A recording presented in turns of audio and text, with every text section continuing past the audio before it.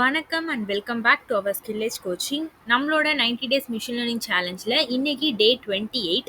So இன்னைக்கு என்ன பார்க்க போகிறோம் அப்படின்னா bias and variance trade off. So already நம்ம பார்த்த கான்செப்ட் தான், but bias variance trade off அப்படின்னு ஒரு ஹெட்டிங்கில் நம்ம இந்த கான்செப்டை பார்க்கல. ஸோ ஆல்ரெடி ஒரு வீடியோவில் நம்ம கண்டினியூவேஷனில் பயாஸ்னா என்ன, வேரியன்ஸ்னா என்ன, ஸோ இந்த கான்செப்ட்ஸ்லாம் நம்ம பார்த்தோம். ஸோ இன்னைக்கு கொஞ்சம் டீட்டெயில்டாக பயாஸ் அண்ட் வேரியன்ஸ் ட்ரேட் ஆஃப்னா என்ன அப்படின்னு வித்தின் ஒரு 10 மினிட்ஸில் வந்து இதை நான் உங்களுக்கு எக்ஸ்பிளைன் பண்ணிடுவேன். ஒரு short video and very important topics in the machine learning. So bias variance trade off. So இந்த இடத்துல என்ன பண்ணுறேன் அப்படின்னா ஒரு எக்ஸாம்பிள் எடுத்துக்கிறேன். ஸோ இதில் என்னென்னா ஒரு 3 ஸ்டூடெண்ட்ஸ் வந்து நம்மள்ட்ட இருக்காங்க. ஸோ இந்த 3 ஸ்டூடெண்ட்ஸை வச்சு அண்டர் ஃபிட்டிங்னா என்ன, ஓவர் ஃபிட்டிங்னா என்ன, அதில் பயாஸ்னா என்ன, வேரியன்ஸ்னா என்னென்ன நம்ம இப்போ பார்க்க போகிறோம். ஸோ இதில் ஒரு ஸ்டூடெண்ட் எப்படி இருக்காங்கன்னா லேசி பட் கான்ஃபிடென்ட். ஸோ ரொம்ப லேசியாக இருக்காங்க ஆனால் ரொம்ப கான்ஃபிடென்ட். லைக் எந்த மாதிரினா அவங்க எந்த மாதிரி இருக்காங்க அப்படின்னா, I will just read the last 1 page summary of the text book that should be enough for any questions.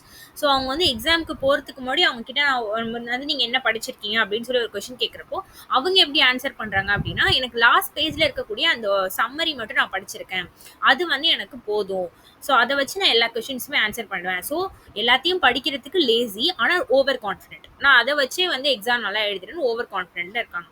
ரெண்டாவது பர்சன்ட்டை கேட்குறப்போ அவங்க ரொம்ப அப்சஸ்டு வித் த டீட்டெயில்ஸ், ரொம்ப அப்சஸ்டாக இருக்காங்க. எப்படின்னா அவங்க வந்து எப்படின்னா memorise every single word from all the previous exams. So இதுக்கு முன்னாடி நடந்த எல்லா ப்ரீவியஸ் எக்ஸாம்லேருந்தும் எல்லாத்தையுமே மெமரைஸ் பண்ணியிருக்காங்க. லைக் அதில் இருக்கக்கூடிய மிஸ்டேக்ஸ் வரைக்கும் ஒரு லைன் விடாமல், ஒரு சிங்கிள் வேர்ட் விடாமல் எல்லாத்தையுமே வந்து மெமரைஸ் பண்ணியிருக்காங்க.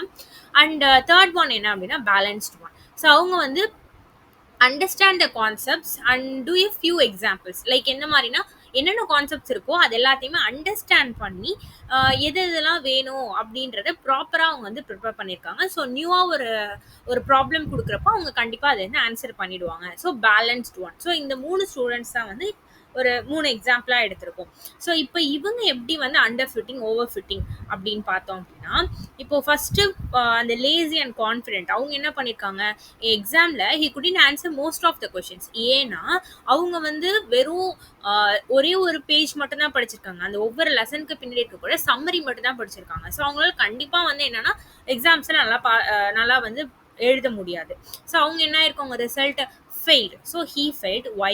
His understanding was too simple. அவங்க ரொம்ப ரொம்ப ரொம்ப சிம்பிளாக வந்து எல்லாத்தையுமே படிச்சிருக்காங்க. ஒரு எஃபோர்ட் எடுத்து எல்லாத்தையுமே அவங்க படிக்கல, ரொம்ப சிம்பிளாக இருக்குது. ஸோ அதுதான் என்ன அப்படின்னா அண்டர் ஃபிட்டிங். ஸோ ஒரு மாடல் வந்து ரொம்ப சிம்பிளாக இருக்குது அப்படின்னா அதுதான் அண்டர் ஃபிட்டிங், அதை தான் பயாஸ் அப்படின்னு சொல்லுவோம். ஸோ என்ன அப்படின்னா இப்போ வந்து ஒரு ஒரு குழந்தைகிட்ட ஒரு ரெட் கலரில் ஆப்பிள், ஓகேவா, ஒரு 10 ஆப்பிள் கொடுக்குறீங்க, ஓகே. ஸோ அந்த 10 ஆப்பிளையும் திருப்பி திருப்பி இதுதான் ஆப்பிள், இதுதான் ஆப்பிள், இதுதான் ஆப்பிள்னு காமிக்கிறப்போ ஃபைனலாக ஒரு நியூவாக ஒரு ரெட் கலரில் ஒரு பாலை காமிக்கிறப்போ அந்த குழந்தை என்ன சொல்லும், ஓகே இதுக்கு முன்னாடி காமிச்சது எல்லாமே ரெட் கலரில் இருந்தது, அப்போ இது ரெட் கலர் இருக்கனால இதுவும் ஆப்பிள் தான் அப்படின்னு சொல்லி ப்ரிடிக்ட் பண்ணுறதுக்கான சான்ஸ் இருக்குது. ஸோ இதுதான் என்ன அப்படின்னா பயாஸ் அப்படின்றது. ஸோ மாடல் ரொம்ப சிம்பிளாக இருக்கும், தட் மீன்ஸ் அதுதான் under fitting model. So error type என்ன அப்படின்னா பயாஸ் ரொம்ப அதிகமாக இருக்குது, ஓகே. பயாஸ் ரொம்ப அதிகமாக இருக்குது இந்த சென்ஸ், மாடல் ரொம்ப சிம்பிள். ஒரு ஒரு கர்வ் மாதிரி இருக்கு என்னோட பாயிண்ட்ஸ் எல்லாமே, அதில் வந்து நான் ஒரு ஸ்ட்ரைட் லைன் வரையறதுக்கு ட்ரை பண்ணேன் அப்படின்னா அது கண்டிப்பாக மாடல் ரொம்ப சிம்பிளான மாடல் தானே. ஸோ அந்த இடத்துல என்னன்னா high bias. He has assume the exam would be too easy. So இதுக்கு தான் என்ன அப்படின்னா ஹை பயாஸ். ஸோ பயாஸ் அப்படிங்கிறது how far your predicted value are from the actual value. So ஒரு ஆக்சுவல் வேல்யூலேருந்து உங்களோட ப்ரிடிக்டட் வேல்யூ வந்து எவ்வளோ ஃபேரில் இருக்குது அப்படின்றது தான் பயாஸ் அப்படின்னு சொல்லுவோம். ஸோ ஹை பயாஸாக இருக்குது அப்படின்னா மாடல் எப்படி இருக்கும் அப்படின்னா ரொம்ப சிம்பிளாக இருக்கும். ஸோ இதில் பார்த்த மாதிரி தான் ரொம்ப சிம்பிளாக இருக்கும். ஸோ இதுதான் என்ன அப்படின்னா underfit the data. So டேட்டாவில் வந்து ஒழுங்காக ஃபிட் ஆகலை, ரொம்ப அண்டர் ஃபிட் ஆகிருக்கு. ஸோ டேட்டா கொஞ்சம் காம்ப்ளெக்ஸாக இருக்குது, பட் நம்மளோட மாடல் ரொம்ப சிம்பிளாக இருக்குது. So that means that is the underfit. ரெண்டாவது பர்சன் என்ன பண்ணுறாங்க அப்படின்னா, இந்த exam the questions were slightly new but her brain was filled with memorised pattern. Okay, so என்ன ஆகுது அப்படின்னா கொஷின்ஸ் புதுசாக நம்ம கொடுக்குறப்போ அவங்க மெமரைஸ் தான் பண்ணியிருக்காங்க.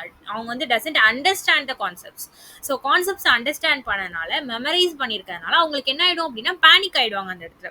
கண்டிப்பாக இது எல்லாமே நம்ம ஃபேஸ் பண்ணியிருப்போம். ஒரு கொஷினை நம்ம வந்து அப்படியே மெமரைஸ் பண்ணிட்டு போகிறப்போ, நான் வந்து புதுசாக ஒரு கொஷின் பார்க்குறப்போ அதே கொஷின் தான், பட் அதை கொஞ்சம் டிஃப்ரெண்டா கேட்டிருப்பாங்க, பட் என்னால ஆன்சர் பண்ண முடியாது. ஏன்னா நான் எல்லா கான்செப்ட்ஸையும் மெமரைஸ் பண்ணியிருக்கேன்.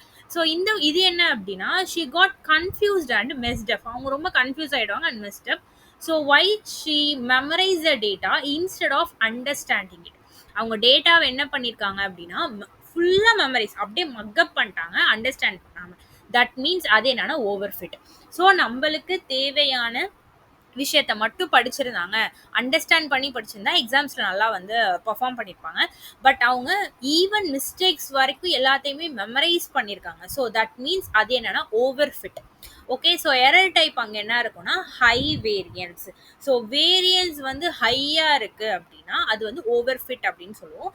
வேரியன்ஸ்னா என்ன அப்படின்னா variance means how much your prediction change if you train on the different data set. So என்ன அப்படின்னா நீங்கள் ஒரு மாடல் வந்து ட்ரைன் பண்ணுறீங்க, ட்ரைன் பண்ணுறப்போ எல்லாத்தையுமே கொடுத்து ட்ரைன் பண்ணுறது, ஓவராக அந்த மாடலுக்கு ஃபீட் பண்ணுறது. ஸோ அந்த மாதிரி ஓவர் ஃபீட் நடக்கிறப்போ அந்த மாடல் ரொம்ப சென்சிட்டிவ் ஆகிடும். என்னன்னா சின்னதாக ஒரு சேஞ்ச் பண்ணால் கூட அந்த மாடலால் ப்ரிடிக்ட் பண்ண முடியாது. ஸோ அதுதான் என்ன அப்படின்னா வேரியன்ஸ் அப்படின்னு சொல்லுவோம். இந்த வேரியன்ஸ் ஹையாக இருந்துச்சு அப்படின்னா அந்த மாடல் வந்து over fit model. So high variance her model, அதாவது மைண்ட் வந்து was too sensitive to the training data. So அது ரொம்ப சென்சிட்டிவாக இருக்கும் அந்த ட்ரைனிங் டேட்டாவுக்கு. நியூவாக ஒரு டேட்டா கொடுக்குறப்போ அதால் வந்து ப்ராப்பரான அவுட்புட் கொடுக்க முடியாது. So that is the over fitting. So அந்த ஓவர் ஃபிட்டிங் எதனால் வருது அப்படின்னா ஹை வேரியன்ஸ் இருக்கிறதுனால வருது. ஸோ வேரியன்ஸ்னா வேரியேஷன், எந்த அளவுக்கு வந்து ட்ரைனிங் டேட்டாலேருந்து நியூ டேட்டா வேரியேஷன் ஆகுது. ஸோ எவ்வளோ வேரியேஷனில் அந்த அவுட்புட் எனக்கு கிடைக்குது.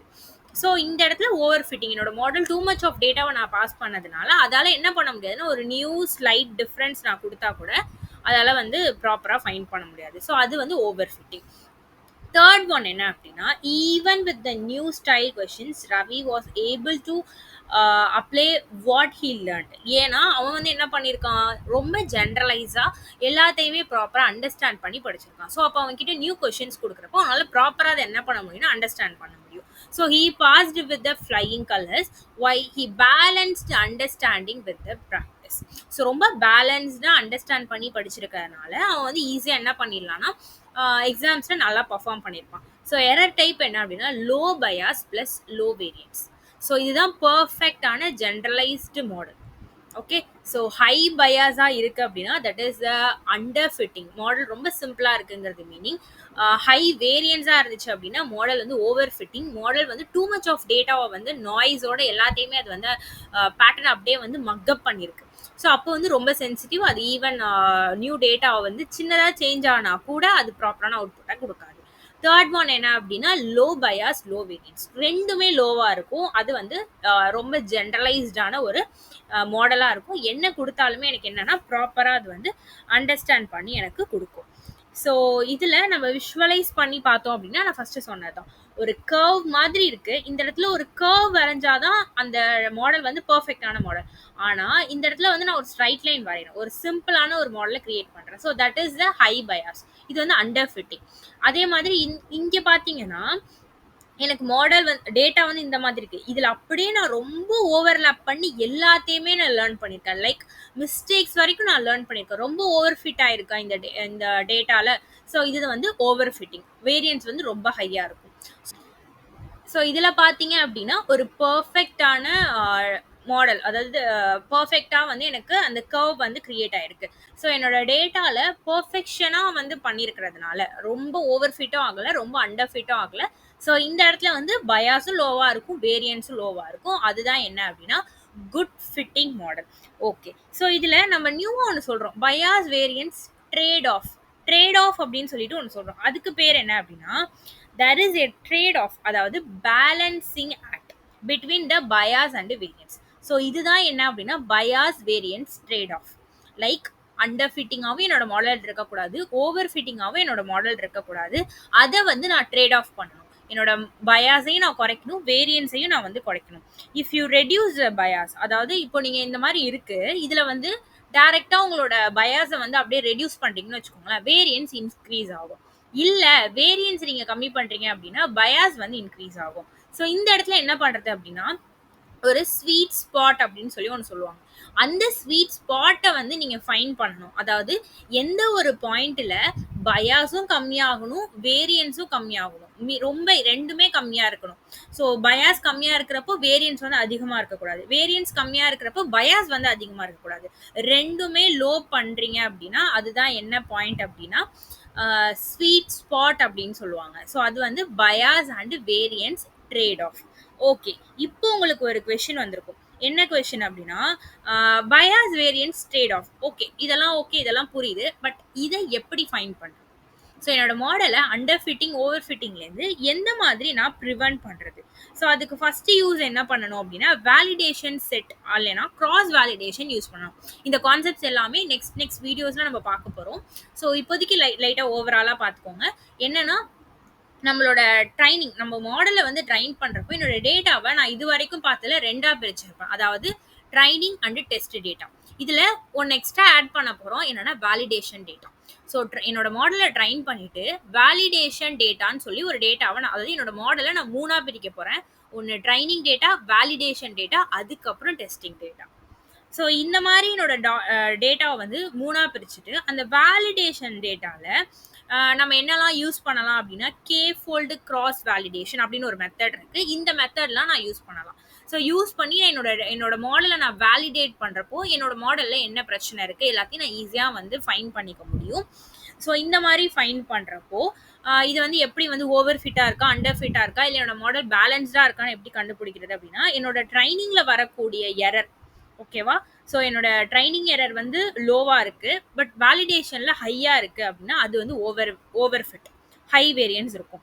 இல்ல 2 டேட்டாலையுமே அதாவது if both training and validation error, ட்ரைனிங்லயும் வேலிடேஷன்லயுமே எரர் வந்து அதிகமா இருக்கு, 2த்துலயுமே அதிகமா இருக்கு அப்படின்னா அது வந்து under fitting model.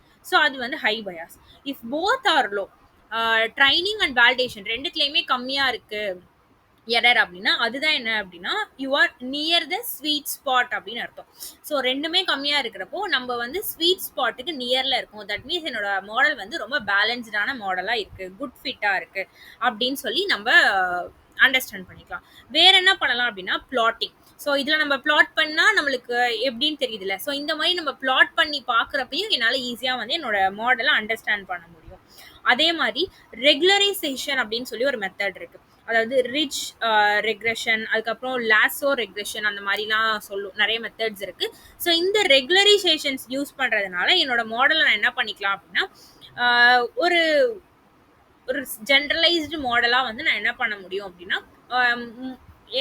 Model evaluation, அதுக்கப்புறம் வந்து நம்ம சம் மெத்தட்ஸ் யூஸ் பண்ணி என்னோட மாடலை வந்து நான் ப்ராப்பரா ஃபைன் பண்ண வைப்பேன்ல. ஸோ அந்த இடத்துலலாம் இந்த மெத்தட்ஸ்லாம் நான் யூஸ் பண்ணலாம். ஸோ இது எல்லாமே நம்மளோட நெக்ஸ்ட் வீடியோஸ்ல நம்ம பார்ப்போம். ஸோ இன்னைக்கு என்ன நம்ம பார்த்துருக்கோம் அப்படின்னா, பயாஸ் அண்ட் வேரியன்ஸ் ட்ரேட் ஆஃப்னா என்ன அப்படின்னு சொல்லி பார்த்துருக்கோம். அதை எந்தெந்த மெத்தட் யூஸ் பண்ணி நம்ம அதை வந்து கிளியர் பண்ண முடியும் அப்படின்றத பார்த்துருக்கோம். இது ஒரு சின்ன வீடியோ தான். ஸோ ஈஸியாக வந்து பயாஸ் வேரியன்ஸ்னா என்ன, பயாஸ் வேரியன்ஸ் ட்ரேட் ஆஃப்னா என்ன அப்படின்றது இன்னைக்கு பார்த்துருக்கோம். ஸோ இந்த வீடியோ வந்து யாருக்காவது ஹெல்ப்ஃபுல்லாக இருக்கும் அப்படின்னு நினச்சிங்க அப்படின்னா அவங்களுக்கு இந்த வீடியோவை ஷேர் பண்ணுங்க. அண்ட் தேங்க்யூ ஃபார் வாட்சிங் this video. Stay tune for our tomorrow's videos. And subscribe பண்ண மறந்துடாதீங்க. பக்கத்தில் இருக்கிற பெல் பட்டனையும் கிளிக் பண்ணிக்கோங்க. அப்போ தான் நான் போடுற வீடியோ உங்களுக்கு டைமுக்கு ரீச் அவுட் ஆகும். அண்ட் லைக் பண்ண மறந்துடாதீங்க. Thank you very much.